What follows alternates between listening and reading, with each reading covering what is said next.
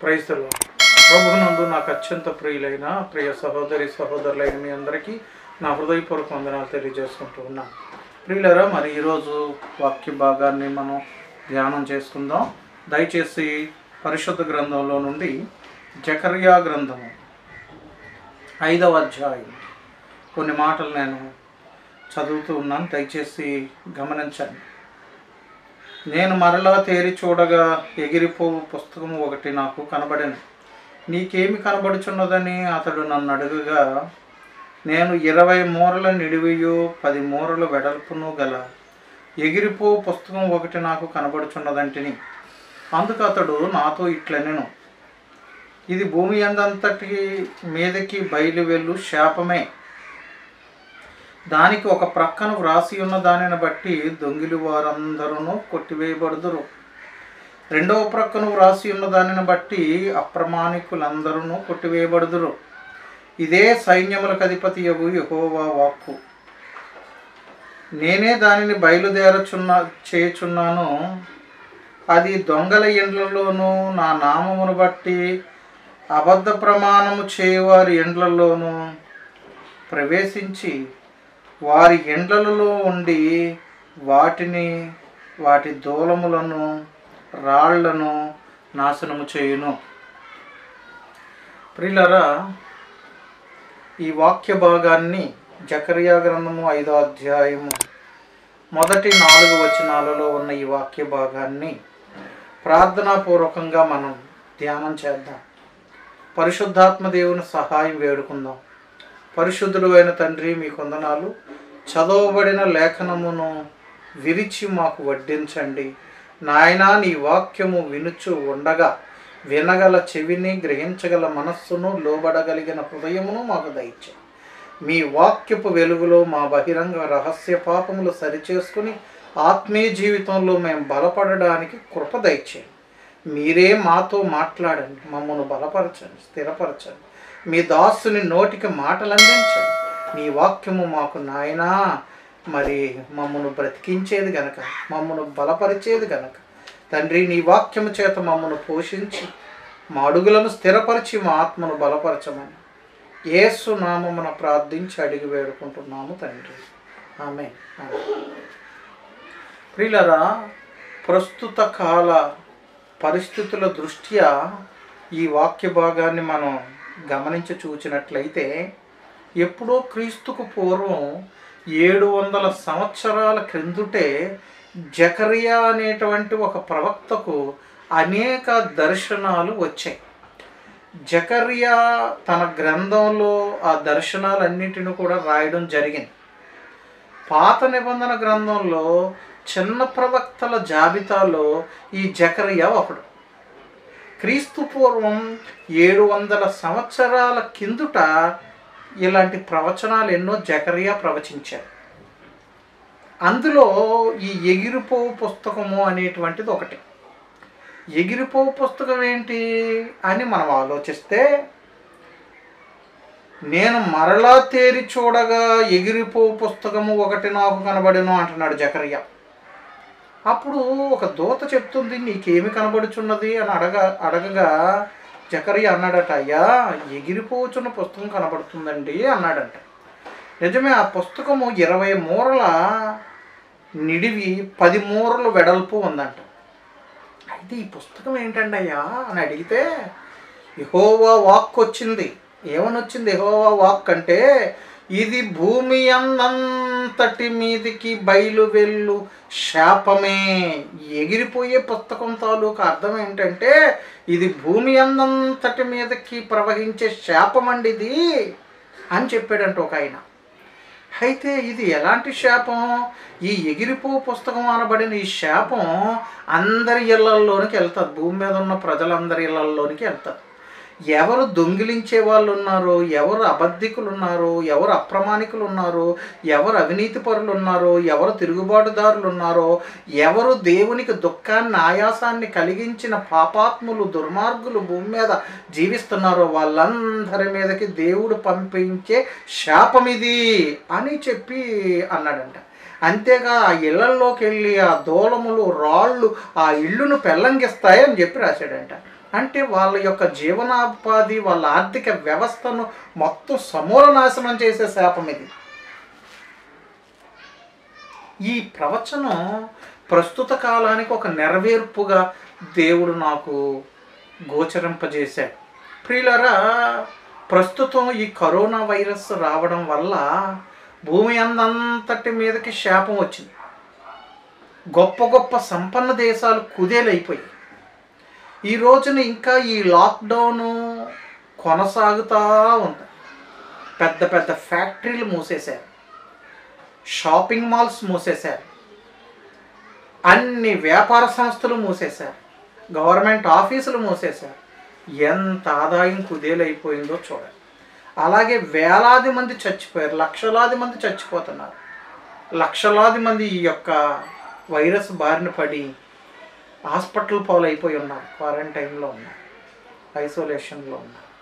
ప్రియులరా, ఇలాంటి భయంకరమైనటువంటి పరిస్థితుల్లో నేను దేవుని వాక్యం చదవగా ఈ వాక్యం నాకు కనబడుతుంది.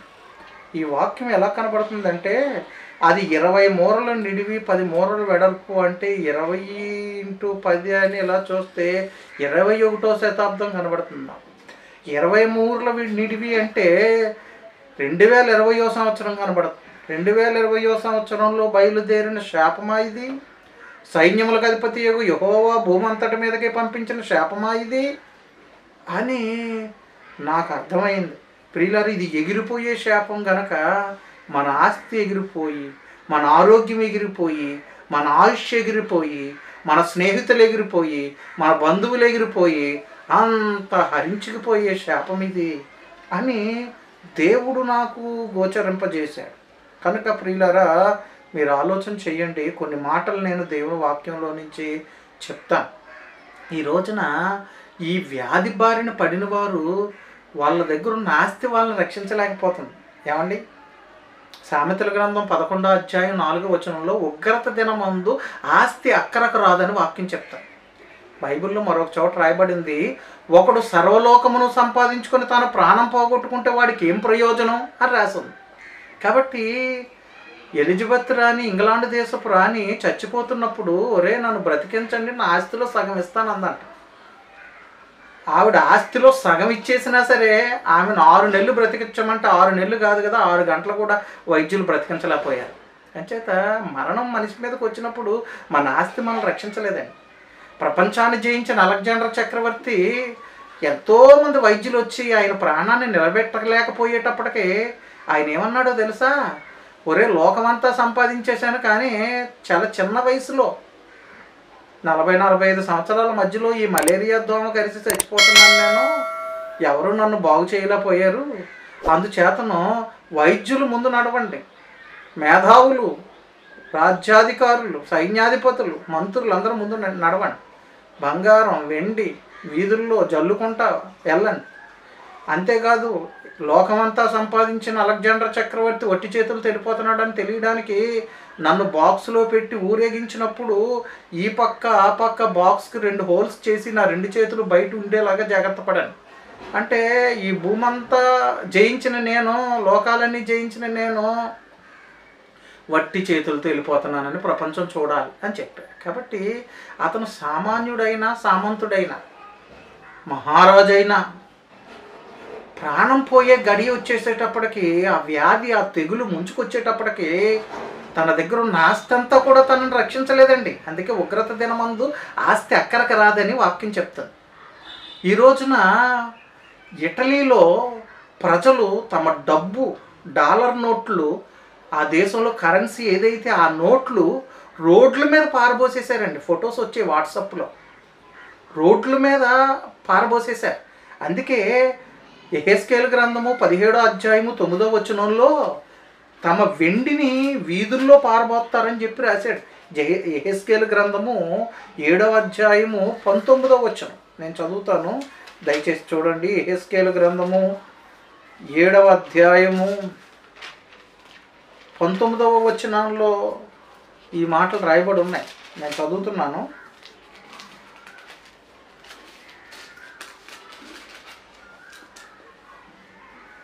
తమ వెండిని వీధులలో పారవేయుదురు, తమ బంగారమును నిషిద్ధమని ఎంచుదురు. యెహోవా ఉగ్రత దినమందు వారు వెండియే గాని బంగారమే గాని వారిని తప్పింపజాలదు. అది వారి దోషక్రియలను విడవకుండా అభ్యంతరమాయను గనుక దాని వలన వారు తమ ఆకలిని తీర్చుకొనజాలకపోదురు అని రాస్తుంది. కాబట్టి తమ వెండి రూపాయల మారకంలో ఉండేవి. అప్పుడు వెండిని బంగారాన్ని వీధుల్లో పారబోస్తారు. తమ ప్రాణాలే బతకలేనప్పుడు ఈ వెండి బంగారాలు మమ్మల్ని ఏం ఉద్ధరిస్తాయి అని అన్నమాట వాళ్ళు అనుకుంటారు. ఈ రోజున ఇటలీలో అదే పరిస్థితి. డబ్బు తీసుకొచ్చి మా ప్రాణాలు బ్రతికించలేని ఈ డబ్బు మాకు ఎందుకని పారేశారు. అందుకే బైబిల్ చెప్తుంది, ఉగ్రత దినమందు ఆస్తి అక్కరకు రాదని బైబిల్ చెప్తుంది. అందుకే ధనమును నమ్ముకున్నవాడు పాడైపోతాడని బైబిల్ చెప్తుంది. నీతిమంతులు చిగురాకు వలె వృద్ధి నొందుదురని దేవుని వాక్యం సెలవిస్తుంది. కాబట్టి మనం ప్రియులరా ఎగిరిపోయే పుస్తకం ఇది. భూమి అంతటి మీదకి బయలు వెళ్ళిన శాపం ఇది. మనుషులకు ఒకటే తరుణోపాయం ఏంటంటే ఇది అందరి ఇళ్లలోకి ప్రవేశిస్తుంది కనుక అప్రమాణికులు, దొంగిలించేవారు, అవినీతిపరులు, దుర్మార్గులు, దేవునికి వ్యతిరేకంగా తిరుగుబాటు చేసినటువంటి వారు, నీ పాపం ఏదైతే ఉందో ప్రభు పాదాల దగ్గర పడి పశ్చాత్తాపడడం కంటే వేరే మార్గం లేదు. అందుకే ఇటలీలో వీళ్ళంతా రోడ్డు మీద డబ్బు పారేసి ఏం చేశారు తెలుసండి, రోడ్డు మీదే మోకాళ్ళు వేసి పశ్చాత్తాపంతో ప్రార్థన చేస్తున్నారు దేవుడికి. దేవా మమ్మల్ని కరుణించండి, ఈ వైరస్ బారి నుండి, వ్యాధి బారి నుండి, తెగులు బారి నుండి మమ్మల్ని బ్రతికించండి అయ్యా. గవర్నమెంట్ కూడా ఏమీ చేయలేనని చేతులు ఎత్తేసింది నాయన, నీవే మాకు దిక్కు, మమ్మల్ని బ్రతికించని దేవుని సన్నిధిలో వాళ్ళు నడి రోడ్డు మీద మోకాళ్ళు వేసి ప్రార్థన చేస్తున్నారు, పశ్చాత్తాపడుతున్నారు.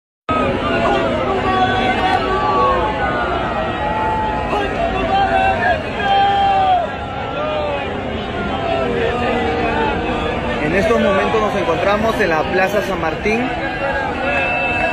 juntos de diferentes denominaciones, orando por nuestro Perú. Nuestro Perú amado, que lo amamos tanto, que no queremos que en estas elecciones podamos votar por gente corrupta, gente que se quiera aprovechar de nuestros ciudadanos. Aquí todos en Plaza San Martín de manera interdenominacional estamos orando juntos por nuestro Perú.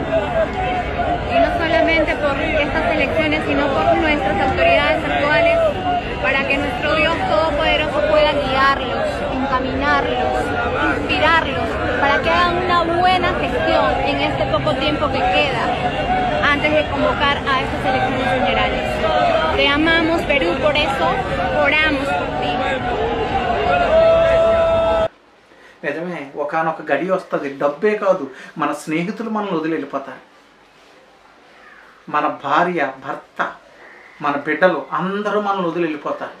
ఒక అతను ఐసోలేషన్లో ఉండి ఆ treatment తీసుకొని corona బారిన పడి స్వస్థపరచబడి ఇంటికి వచ్చి అతను ఏమంటున్నాడంటే, నేను ఆ క్వారంటైన్లో ఉన్నప్పుడు లేకపోతే ఐసోలేషన్లో ఉన్నప్పుడు నా భార్య నా దగ్గరికి రాలేదు, నా పిల్లలు నా దగ్గరికి రాలేదు, నా బంధువుల్ని, స్నేహితులు ఎవరిని నా దగ్గరికి రానివ్వలేదు, ఆఖరికి వైద్యులు కూడా నా దగ్గర లేరు, నా పక్కనున్నది పరిశుద్ధ గ్రంథం బైబిల్ మాత్రమే దగ్గర పెట్టుకున్నాను, దేవుడే నన్ను స్వస్థపరిచాడు, తిరిగి క్షేమంగా ఇంటికి వచ్చాను అని చెప్పాడు. కాబట్టి దేవుడే మన పక్కన ఉండేవాడు తప్ప ఇక ఈ లోకంలో ఎవ్వరూ మన పక్కన ఉండరు. ఇక మనకు ఉన్నది అనుకున్నదంతా ఎగిరిపోతుంది, ఏది మనకు కూడా ఉండదు, అంతా ఎగిరిపోతుంది. స్నేహితులు వెళ్ళిపోతారు, బంధువులు వెళ్ళిపోతారు, చుట్టాలు వెళ్ళిపోతారు, ఆస్తి వెళ్ళిపోతుంది, ఆరోగ్యం వెళ్ళిపోతుంది, ఒక దినాన మన ఆయువే పోతారు. ప్రియులారా, శాశ్వత కాలం వరకు మన పక్కన ఉండేవాడు దేవాతి దేవుడు. యోబుకి తన స్నేహితులు ఉన్నారు కదా, ఆ యోబు స్నేహితులు యోబును వదిలి వెళ్ళిపోయారట. 6వ అధ్యాయము 16వ వచనం నుండి నేను చదువుతున్నాను చూడండి. 15 యోబు గ్రంథం 6వ అధ్యాయం 15వ వచనం. స్నేహితుడు వానికి దయచూపదగును, నా స్నేహితులు ఎండిన వాగు వలెను, మాయమైపోవు జల ప్రవాహముల వలెను నమ్మకూడని వారైరి. నా స్నేహితులు ఉన్నారనుకున్నాను, వాళ్ళు ఎలాగైపోయారంటే ఎండిన వాగులాగా అయిపోయారు, మాయమైపోయి జల ప్రవాహముల వలె నమ్మకూడని వారు అయిపోయారు. వేసవకాలంలో ఇంకిపోయే నీళ్ళు ఎలాగున్నాయో, ఆవిరైపోయినటువంటి వాగులు ఎలాగుంటాయో అలాగైపోయారు నా స్నేహితులు. నమ్ముకున్నాను, ఎవడో ఒక్కడు నా దగ్గర లేడు అంటున్నాడు. ఏమంటే మంచు గడ్డలుండుట వలన హిమము వాటిలో పడుట వలన అవి మురికిగా కనబడును, వేసవి రాగానే అవి మాయమైపోవును, వెట్ట కలగగానే అవి తమ స్థలములను విడిచి ఆవిరి అయిపోవును. అలాగే ఇంకిపోవడం, ఆవిరైపోవడం, మాయమైపోవడం, ఎగిరిపోవడం ఇవన్నీ ఒకటే. అంచేత ఈ వ్యాధి వచ్చింది కరోనా, ఎవరినైనా నీ దగ్గర ఉండనిస్తారా? ఉంటానంటే మాత్రం అంచేత ఎవరినైతే నీవు మనుషులు నమ్ముకుంటున్నావో వాళ్ళు కూడా నీ దగ్గర ఉంటారు బిడ్డ. అందుకే యాకోబు 4:14 ఏమన్నాడంటే, నేడైనను రేపైనను ఒకానొక పట్టణానికి వెళ్ళి ఓ సంవత్సరం ఉండి వ్యాపారం చేసి లాభం సంపాదించుకుందాం రండని చెప్పుకుని వారులారా, మీ జీవం ఏ పాటిది, మీరు కొంతసేపు కనబడి అంతలో మాయమైపోయే ఆవిరి వంటి వారే అన్నాడు. అన్నం వండుతుండగా లేకపోతే నీళ్లు కాస్తుండగా మూత తీసాం, గొప్పమన పైకి లెగుస్తుంది ఆవిరి, చూస్తుండగానే ఎగిరిపోతుంది, మాయమైపోతుంది. అలాంటిది జీవం. ఈరోజు మనది, మనం నిన్నటి వారమే కానీ రేపటి వారం కాము. రేపు ఏం జరుగుతుందో మనకు తెలియదు, మరుక్షణం ఏం జరుగుతుందో మనకు తెలియదు. ఎగిరిపోయే ప్రాణం ఇది, ఎగిరిపోయే ఆస్తి ఇది, ఎగిరిపోయే స్నేహితులేళ్ళు, ఎగిరిపోయేది అంతా మాయమైపోయేదే. అంచేత మాయమైపోయే దీనికోసం, ఎగిరిపోయే దీనికోసం ఆరాట పడకుండా దేవాతి దేవుని పాదాల దగ్గర మోకాళ్ళు వెయ్యండి, దేవాతి దేవుని దగ్గర మొర్ర పెట్టండి, పశ్చాత్తాపడండి. అప్పుడు మీరు ధన్యులవుతారని దేవుని వాక్యం మనకి తెలియచేస్తూ ఉంది. ప్రియులరా, ఐగుప్తును ఆశ్రయించారట. ఏమండి, కొంతమంది యుద్ధం వచ్చినప్పుడు ఐగుప్తును ఆశ్రయిస్తే ఆ ఐగుప్తు సహాయం మాకు ఏమన్నా దొరుకుతుందేమో, యుద్ధంలో మాకు ఐగుప్తీయులు అక్కడికి వస్తారేమో మా శత్రువులతో పోరాడడానికి అనుకున్నారంట. వాళ్ళు ఎలా ఎగిరిపోయారు, వాళ్ళు ఎలాగ అంతరించిపోయారు, వీళ్ళకి సహాయం చేయలేకపోయారు వాళ్ళు. యెషయా గ్రంథము 30వ అధ్యాయము 6వ వచనాన్ని నేను చదువుతున్నాను. దక్షిణ దేశంలోనున్న క్రూర మృగములను గూర్చిన దేవోక్తి, సింహములను, పాములను, తాపకరమైన మిడునాగులను ఉన్న మిక్కిలి శ్రమ బాధలు గల దేశము గుండా వారు గాడిద పిల్లల వీపుల మీద తమ ఆస్తిని, ఒంటెల మోపుల మీద తమ ద్రవ్యములను ఎక్కించుకుని తమకు సహాయము చేయలేని జనమునొద్దకు వాటిని తీసుకొని పోయిరి. ఈ సహాయం చేయలేని జనం ఎవరనుకుంటున్నారు? ఐగుప్తీయులు అన్నమాట. అందుకే అక్కడ 4వ వచనంలో, ఫరో వలన కలుగు బలము మీకు అవమానకరమగును, ఐగుప్తు నీడను శరణజొచ్చుట వలన సిగ్గు కలుగును.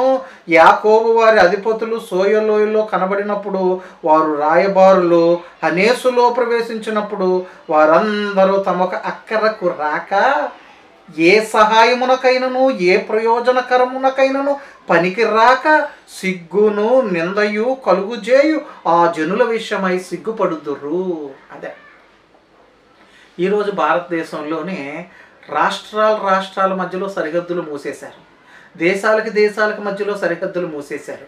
వలస కూలీలు ఒక రాష్ట్రంలోంచి ఇంకొక రాష్ట్రానికి జీవనోపాధికి వెళ్ళిన వారు రైలు బళ్ళు లేక, బస్సులు లేక, ఏ విధమైన వాహనాలు లేక వాళ్ళు తండోపతండాలుగా పిల్ల పాపలతో నడిచి వెళ్తుంటే ఒక రాష్ట్రంలోంచి ఇంకో రాష్ట్రంలోకి వెళ్ళలేకపోతున్నారు. వాళ్ళ మీద కెమికల్స్ అన్ని స్ప్రే చేస్తున్నారు, హైడ్రోక్లోరైడ్లు అవి ఇవి అన్నీను.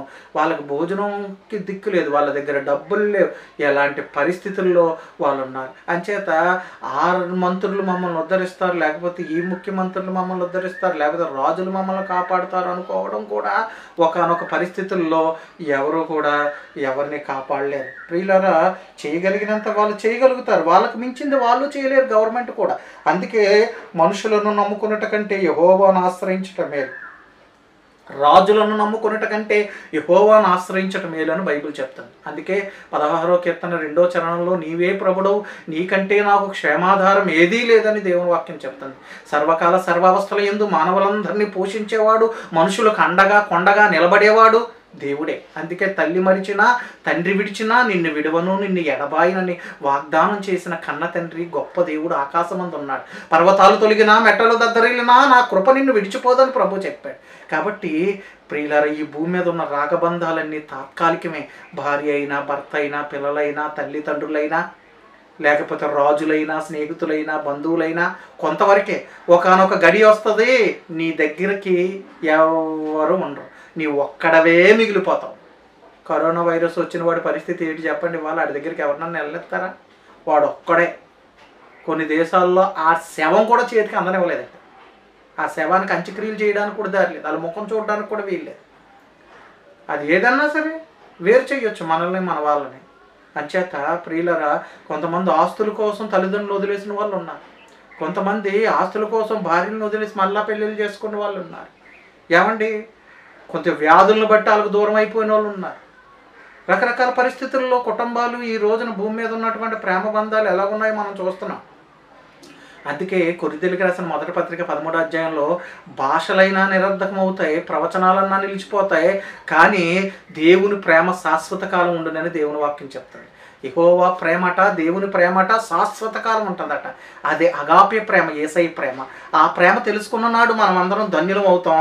ఆయనకు లోబడిన నాడు మనం ధన్యులం అవుతాం. పశ్చాత్తాప్తులమై మనలో ఏ విధమైనటువంటి దుర్నీతి ఉందో, ఏ విధమైనటువంటి అవినీతి ఉందో, ఎలాంటి వ్యభిచార క్రియలు ఉన్నాయో, జారత్వములు ఉన్నాయో, మోసములు ఉన్నాయో, అబద్ధాలు ఉన్నాయో దేవుడి దగ్గర మనం పశ్చాత్తాపడి సరి చేసుకుంటే ఈ ఎగిరిపోయే పుస్తకంగా భూమి అంతటి మీదకి వెళ్తున్న శాపం మన ఇంట్లోకి రాకుండా దేవుడు కాపాడతాడు. మన మీదకి రాకుండా దేవుడు కాపాడతాడు. అప్రమాణికులు కొట్టివేయబడతారు. ఒక పక్కన రాసున్న దాన్ని బట్టి, ఒక పక్క రాసున్న దాన్ని బట్టి దొంగిలించినటువంటి వారందరూ కొట్టివేయబడతారు.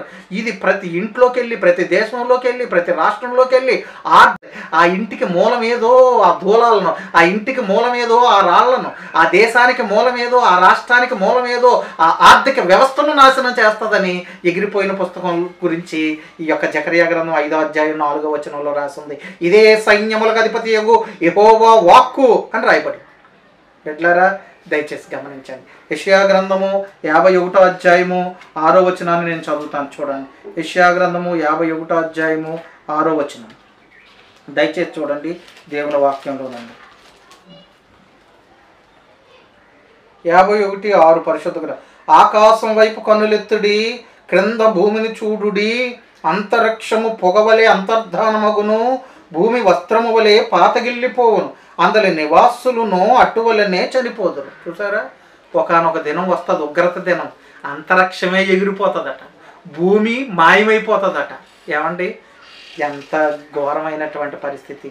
ఒకానొక దినం వస్తుంది, యెహోవా ఉగ్రత దినం. ఆ రోజు అంతరిక్షం మాయమైపోతుంది, భూమి అంతర్ధానం అవుతుంది అని చెప్పి ఇక్కడ దేవుని వాక్యం చెప్తుంది. అప్పుడు ఇంకా శరీరులు ఎక్కడ ఉంటారని చెప్పండి.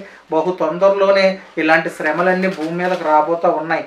ఇదిగోండి ఇక్కడ ఏమన్నాడండి, ఆకాశమును చూడండి, భూమిని కూడా ఒకసారి కన్నులెత్తి మీరు చూడండి, కన్నులెత్తి ఆకాశాన్ని చూడండి, క్రిందనున్న భూమిని చూడండి. అంతరిక్షం పొగలాగా, పొగ ఎలాగ ఎగిరిపోతుందో పొగ అలాగ అంతరిక్షము అంతర్ధానం అవుతుందట, భూమి వస్త్రము వలె పాతగిల్లిపోతుందంట, అందలి నివాసులు అటువలనే చనిపోవుదురు. అయితే నా రక్షణ నిత్యముండును, నా నీతి కొట్టివేయబడదు. నీతిని అనుసరించు వారులారా నా మాట వినుడి, నా బోధను హృదయమందుంచుకున్న వారులారా జనులారా ఆలకించుడి అన్నాడు. అంచేత నీతి శాశ్వతమైంది, దేవుని ప్రేమ శాశ్వతమైంది, పరలోకం శాశ్వతమైంది, దేవుడు శాశ్వతుడు. అంచేత దేవుని నమ్మండి, పరలోకాన్ని గురిగా ఎంచుకొని పరలోకం వైపు దృష్టి పెట్టుకొని పరలోకం కొరకు ఎదురు చూడండి. ఆయన నీతిని వెతకండి, ఆయన రాజ్యాన్ని వెతకండి, దేవుని ప్రేమను హృదయంలో నింపుకోండి. ఇలాంటి వాటి కోసం, శాశ్వతమైన వాటి కోసం ప్రయాసపడండి. ఈ లోకంలో వెండి కోసం, బంగారం కోసం, మేడల మిద్దుల కోసం, పేర్ల కోసం, అధికారం కోసం, పదవుల కోసం ఎన్ని అన్యాయాలు, అక్రమాలు, మోసాలు. ఒక అధికారం చేపట్టడానికి 100 మందిని చంపిన వాళ్ళు కూడా ఉన్నారు. ఏమండి, అవసరమైతే హత్యలు చేస్తారు. ఏమంటే డబ్బు సంపాదించడానికి ఎన్నో మోసాలు, ఎన్నో అబద్ధాలు, వ్యాపారాల్లో ఎన్నో రకరకాల మనుషులు చచ్చిపోయినా పర్లేదు, ఆ వ్యాపారం చేస్తారు, కల్తీలు చేస్తారు, ఎన్నెన్నో కల్తీలు చేస్తారు. కానీ ఏది మిగులుతుంది? ఆలోచించండి, డబ్బు వీధుల్లో పారబోతున్నారు చూసారా. కాబట్టి దేవుని వాక్యం ఏం చెప్తుందంటే, అంతరిక్షమే ఎగిరిపోయినాడు, పొగ ఎగిరిపోయినట్టు ఎగిరిపోయినాడు, నువ్వు ఎక్కడ నిలబడతావు? అంచేత శాశ్వతుడైన దేవుడి రెక్కల కిందకి రా బిడ్డ. నేను చెప్తున్నాను, తొందరలో శ్రమల కాలం, ఇంకా భూమి మీద భయంకరమైన శ్రమల కాలం రాబోతుంది. అప్పుడు వచ్చే శ్రమలు భయంకరమైన శ్రమలు ఉంటాయి. ఇవన్నీ ప్రకటన గ్రంథంలో బైబిల్లో రాసి ఉన్నాయి. అవన్నీ చెప్పడానికి ఇప్పుడు ఈ ప్రసంగం యొక్క సమయము యొక్క పరిధి దృష్ట్యా వాటన్నిటినీ నేను చెప్పడానికి వీలు పడదు. ఒక మాట మాత్రం చెప్తా, అదేంటంటే ప్రకటన గ్రంథం 16వ అధ్యాయం 21వ వచనంలో 7వ దూత తన పాత్రను వాయుమండలం మీద కుమ్మరించినప్పుడు ఏం జరుగుతుందో తెలుసా? 5 మనుగుల, ప్రకటన గ్రంథం 16వ అధ్యాయం 21వ వచనం, 5 మనుగుల బరువు గల పెద్ద వడగండ్లు ఆకాశము నుండి మనుషుల మీద పడెను. ఆ వడగండ్ల దెబ్బ మిక్కిలి గొప్పదైనందున మనుషులు ఆ దెబ్బను బట్టి దేవునిని దూషించిరి. అదే భూమి మీద వడగండ్లు పడతాయట. ఆ వడగండ్లు ఒక్కొక్కటి 5 మనుగులు ఉంటాయట. మనుగంటే 8 ఈసులు, ఈసుకు 1400 గ్రాములు, అంటే ఒక మనుక్కి 11 కేజీలు 200 గ్రాములు, అంటే 5 మనుగులు అంటే 56 కేజీలు. ఇంచుమించి 50 కేజీలు 56 కేజీలు 40 కేజీలు ఆ మాత్రం బరువున్న వడగళ్ళు భూమి మీద పడితే ఏమవుతుంది? ఏమండి, ఇల్లు పెంకుటిల్లు నిలబడతాయా? తాటెక్కిళ్ళు నిలబడతాయా? రేకులిల్లు నిలబడతాయా? ఏయన్నా స్లాబ్లు ఉంటే మాత్రం బయటకు వచ్చిన ప్రజలు బ్రతుకుతారా? చెట్లు ఉంటాయా? ఏమంటే పంట పొలాలు ఉంటాయా? పంట పొలాలు, కూర మొక్కలు అన్నీ నాశనం అయిపోతాయి, పశువులు చచ్చిపోతాయి, మనుషులు నెత్తి మీద పడితే నెత్తి పగిలిపోతుంది. 50 కేజీల వడగళ్ళు.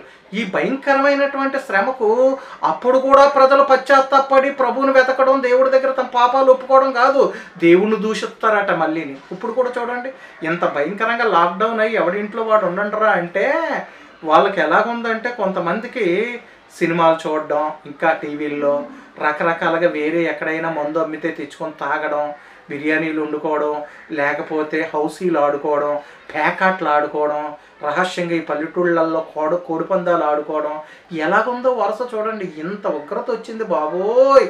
మేము తప్పు చేసామేమో, దేవుడు కోపించాడేమో, మనం పశ్చాత్తాపడాలి, మన క్రియలు సరిచేసుకోవాలి అన్న ఇంగిత జ్ఞానం లేదు.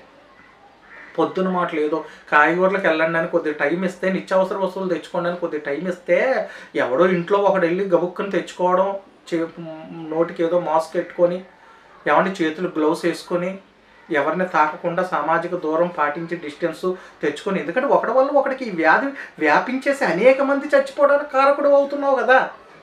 గవర్నమెంట్ సూచనలు పాటించి గబగబా తెచ్చుకొని, ఈ శరీరం మనం బ్రతకాలంటే ఏదో కొద్దిగా తినాలి కాబట్టి ఈ శరీరాన్ని బతికించుకోవడానికి ఏదో ముద్ద తిని ఆ భగవంతుడి పాదాల దగ్గర పడి ఏడాలి కదా. ఆ ఇంగిత జ్ఞానం లేదు. ఏదో విహారయాత్రకి వెళ్ళినట్టుగా పొద్దున్న ఇంట్లో అందరూ పోయి షికారులు చేసి ఆ రైతు బజార్లో ఆ కిరాణా కొట్ల దగ్గర మళ్ళీ తండోపుతండాలుగా పడిపోతే ఒకడిని బచ్చి ఒకటికి అంటుకోదండి ఈ వ్యాధి. అందుచేతనే ఆంధ్రప్రదేశ్లో 20 కేసులు ఉన్నాయి, ఇప్పుడు 111 కేసులు వచ్చాయి వాళ్ళకి. ఎక్కడ చూసినా భయంకరంగా వ్యాపించేస్తుంది ఇదంతాను. ఇండియాలో ఇంచుమించు 1600 కేసులు అయిపోయాయి. ప్రియులారా, మరి నిజంగా ప్రధానమంత్రి, ముఖ్యమంత్రులు వీళ్ళందరూ చాలా కృషి చేశారు, అధికారులందరూ కృషి చేశారు. అందుకే అలాగా మామూలుగా నిలబడింది. లేదంటే పిట్టలు రాలిపోయినట్టు రాలిపోతారు ఈ భారతదేశంలో ప్రజలందరూ ఈ వైరస్ వ్యాప్తికి. కాబట్టి దేవుని సన్నిధిలో బిడ్డలారా, మీరు ఆలోచన చేయండి. మనమందరము కూడా జ్ఞానం కలిగి నడుచుకోవాలి. అందుకే వాక్యం చెప్తుంది, దినములు చెడ్డవి గనక సమయమును పోనీయక సద్వినియోగపరుచుకొనొచ్చు, అజ్ఞానుల వలె కాక జ్ఞానుల వలె నడుచుకోండి అని ఎఫెసీ పత్రిక 5వ అధ్యాయంలో 13-14 వచనాల్లో రాస్తుంది. కనుక బిడ్డలారా, నేను దేవుని వాక్యాన్ని బట్టి మీకు చెప్పేటువంటి సత్యం ఏంటంటే, ఎగిరిపోయే పుస్తకం అని ఒక పుస్తకం తాలూకా శాపం భూమి అందంతటి మీదకి బయలు వెళ్తుందని ఎప్పుడో క్రీస్తుకు పూర్వం 750 సంవత్సరాల ముందటే జకరియా ప్రవచించాడు. ఆ ప్రవచనం అంతా ఇప్పుడు నెరవేరుతుంది. భూమి అంతటి మీదకి శాపం వచ్చింది, ప్రతి ఇంట్లోకి, ప్రతి రాష్ట్రంలోకి, ప్రతి దేశంలోకి వెళ్తుంది, దాని మూలాలను కదిలిస్తుంది, ఆర్థిక వ్యవస్థను కుదేలు చేస్తుంది, మనుషుల ప్రాణాలు హరించుకుపోతుంది. ఇలాంటి రోజుల్లో మనుషులు తమ ఆస్తిని నమ్ముకున్నా ఎగిరిపోతుంది, తమ బలాన్ని నమ్ముకున్నా ఎగిరిపోతుంది, బంధువుల్ని స్నేహితుల్ని నమ్ముకున్నా ఎగిరిపోతారు, అన్నీ ఎగిరిపోతాయి. ఎగిరిపోయే పుస్తకంలాగా నీకున్నదంతా ఎగిరిపోతుంది. శాపం నీ మీదకి రాకుండా నువ్వు బ్రతకాలంటే దేవుని పాదాల దగ్గర మోకాళ్ళేసి పశ్చాత్తాపడి, దేవా నేను పాపినని ఎవరి అతిక్రమాలు వాళ్ళు సరిచేసుకోగలిగితే మీ అంత ధన్యులు లేరని దేవుని వాక్యాన్ని బట్టి నేను మీకు మనవి చేసుకుంటున్నాను. కాబట్టి ఎగిరిపోయే పుస్తకంలో ఉన్నటువంటి ఈ శాపం నాయనా నా మీదకు రాకుండా సహాయం చేయి తండ్రి అని ప్రభు పాదాల దగ్గర మనం ప్రార్థన చేయగలిగితే బిడ్డలారా, మీరు ధన్యులు అవుతారని దేవుని వాక్యాన్ని బట్టి మీకు మనవి చేస్తున్నాను. చూడండి, ఈ రోజున ఎలా ఉన్నాయి మన వీధులన్నీ, మన గ్రామాలన్నీ ఎలాగున్నాయండి? ఏమన్నా సందడి ఉందా? కోలాహలం ఉందా? ఆనందం ఉందా? మనుషులు చేసిన పాపానికి శాపం అండి ఇది. ఇర్మియా గ్రంథము 7వ అధ్యాయము, ఇర్మియా గ్రంథము 7వ అధ్యాయం నేను చదువుతున్నాను చూడండి, 33వ వచనం. ఈ జనులు శవములు ఆకాశ పక్షులకును భూజంతువులకును ఆహారమగును, వాటిని తోలివేయువాడు లేకపోవును, ఉల్లాస ధ్వనియు ఆనంద ధ్వనియు పెండ్లు కుమారుని స్వరమును పెండ్లు కుమార్తె స్వరమును యోధా పట్టణములలోనూ యెరూషలేము వీధుల్లోనూ లేకుండా చేసేదను, ఈ దేశము తప్పక పాడైపోవును అని రాయబడింది. కాబట్టి ఒక్కొక్క సంఘటనలో మనుషుల దుర్నీతిని బట్టి వాళ్ళ తిరుగుబాటును బట్టి దేవుడు కోపించగా శాపం భూమి మీదకి దిగుతుంది. ఇప్పుడు ఏమైనా పెళ్ళిళ్ళు చేసుకోవడానికి అవకాశం ఉందా? అనేక మంది పెళ్లి ముహూర్తాలు ఎట్టుకొని ఆపేసుకున్నారు. ఏంటంటే పెళ్ళిళ్ళు చేసుకోవడానికి దారి లేదు, ఫంక్షన్లు చేయడానికి దారి లేదు, సభలు పెట్టుకోవడానికి దారి లేదు. ఎక్కడ పెండ్లు కుమారుని స్వరము కానీ పెండ్లు కుమార్తె స్వరము కానీ ఆనందధ్వని కానీ ఏమండి ఉల్లాస ధ్వని కానీ పట్టణంలో లేకుండా చేసేస్తాను అన్నాడు ఆయన. అలాగే జరుగుతుంది. అంచేత దేవుడు కోపించగా ఆ కోపాన్ని తట్టుకోగలిగిన వాడెవడు? దేవుని ఉగ్రతకు నిలవగలిగిన వాడెవడు? కనుక ప్రియులరా, ఎగిరిపోవు పుస్తకం లోకమంతా సంచారం చేస్తుంది, భూమంతా సంచారం చేస్తుంది. అదేంటంటే భూమి అందంతటి మీదకి బయలు వెళ్ళిన శాపమే. యెహెజ్కేలు గ్రంథం 9వ అధ్యాయం 6వ వచనం. అందరూ నశించినట్లు ఎవరిని విడిచిపెట్టక పెద్దవారిని చిన్నవారిని కన్యకలను పిల్లలను స్త్రీలను చంపవలెనని గాని ఆ గుర్తు ఎవరికుండునో వారిని ముట్టకూడదు, వారి మందిరమును ముందరనున్న పెద్దలను హతము చేయ మొదలు పెట్టగా. అంటే కొంతమందికి దేవుడు గుర్తు వేసాడు తన కరుణా కటాక్షము వలన. ఆ గుర్తు కలిగిన వారిని తప్ప పెద్దలను కానీ చిన్నలను కానీ స్త్రీలను కానీ పురుషులను కానీ చిన్నపిల్లలను కానీ కన్యకలను కానీ ఎవరిని వదలొద్దు, మొత్తం అందరినీ హతము చెయ్యండి అనే ఒక ప్రకటన బయలుదేరింది. ఇలాంటి వార్తలు ఎన్నో ఉన్నాయి బైబిల్లో. ప్రియులరా, ఆయా సందర్భాన్ని బట్టి వాటిని అర్థం చేసుకోవాలి.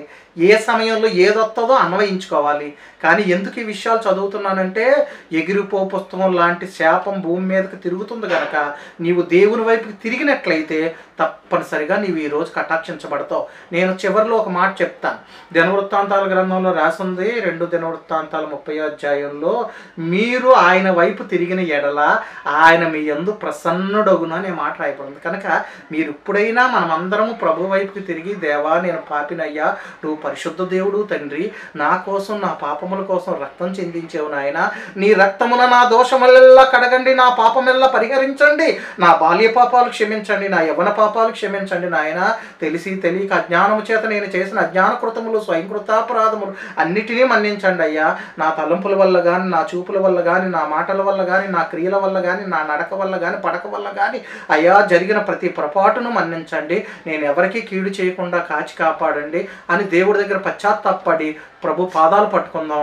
దేవుడు నిన్ను క్షమిస్తాడు, నీ కుటుంబానికి తన లలాటనమును అనగా ఆయన గుర్తు వేస్తాడు, నిన్ను నీ బిడ్డలను నీ కుటుంబాన్ని రక్షిస్తాడు. అట్టి కృప దేవుడు మనందరికీ దయచేయను గాక. అందరికీ వందనాలు. May God bless you. ప్రభు మిమ్మల్ని దీవించును గాక. మరిన్ని వివరములకు మీరు సంప్రదించవలసిన మా చిరునామా డాక్టర్ జి చార్లెస్ స్టీఫెన్ గారు, ఓరే ప్రేయర్ మినిస్ట్రీస్, బొమ్మూరుకొండ, బొమ్మూరు, రాజమండ్రి, తూర్పుగోదావరి జిల్లా, ఆంధ్రప్రదేశ్. మా పిన్ కోడ్ 533124. మీ ప్రార్థనా అవసరాలకు సంప్రదించవలసిన మా ఫోన్ నంబర్స్ 9154993333. మరొక నంబర్ 9395117777. మీ అందరికీ వందనాలు.